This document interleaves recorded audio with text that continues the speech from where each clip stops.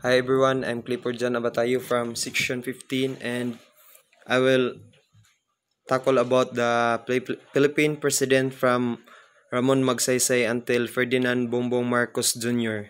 and their accomplishment.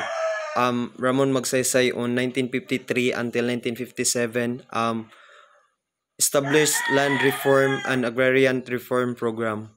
Carlos P. Garcia on 1957 until 1961 established the austerity programs to focus on Filipino trade and commerce. Diosdado Macapagal on 1961 until 1965 moved the date of Philippine Independence Day from July 4 to April 9 to honor Andres Bonifacio. Ferdinand Marcos Sr. on 1965 to 1986 initiated massive infrastructure project, the New City and the Green Revolution. Corazon Aquino on 1986 to 1992 introduced the new constitution and the comprehensive agrarian reform program.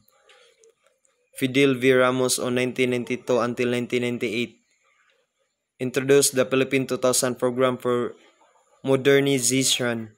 Joseph Estrada on 1998 to 2001 was removed from the office following the EDSA II revolution, leading to the Gloria Macapagal Arroyo becoming president.